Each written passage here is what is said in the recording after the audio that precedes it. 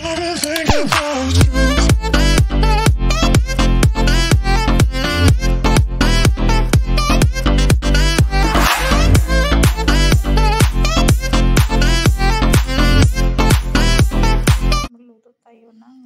guys, good day po sa ating lahat. Ayan, magluluto tayo guys ng auslang ribs.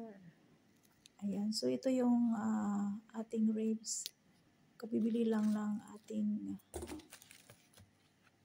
amo. Ayan, so ipapaluto niya itong ribs.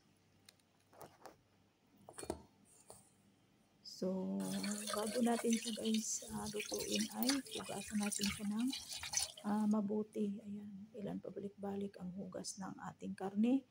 At lagyan natin siya ng vinegar at salt or asin. Ibabad muna natin siya para makuha yung dugo ng ating karne.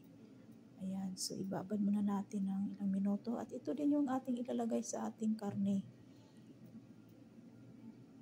Yung turmeric, black pepper powder.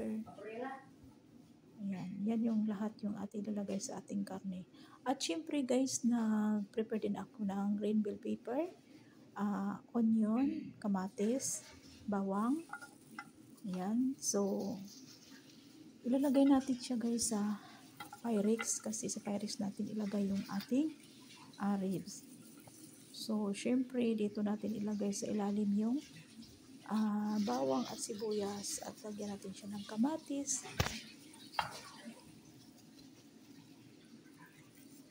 Ayan, bago natin ilagay yung ating ribs.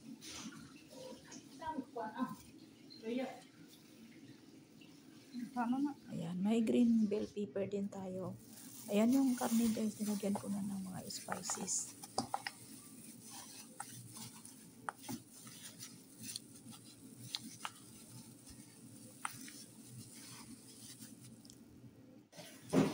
Ayan, so ilagay na natin yung ating auslang ribs. Sa Pyrex lang natin siya lulutuin. Kasi doon natin siya iluto guys sa oven. I-oven natin yan siya. Ayan, so lahat ay naka-file na yung ating ribs. So ilagyan natin sa top yung mga bawang, iniwang bawang at sibuyas at green bell pepper.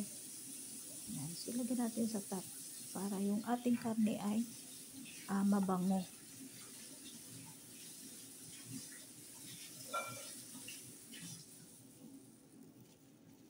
Ayan.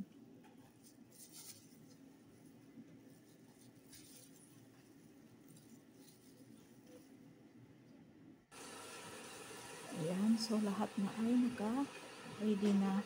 Lagyan natin siya ng dahon ng laurel. Tatakpan natin siya guys ng aluminum foil para ilagay na natin siya sa oven. Kasi sa oven natin siya lulutuin. Ayan, so kabira na natin siya ng aluminum foil at ilagay na natin siya sa ilalim ng oven.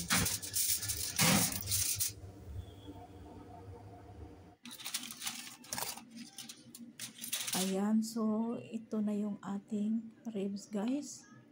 Ayan, so i-flip muna natin siya para pantay yung pagkaluto ng ating ribs. Ayan, yung sa ilalim, ilagay na natin siya sa top. Ayan.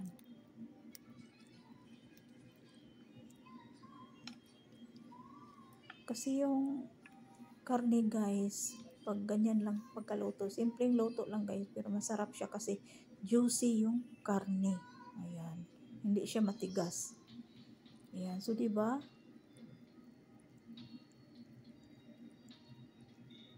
Ayan, so kinuha ko na ulit sa oven at naluluto na yung ating ribs. So ready to serve guys. Thank you for watching.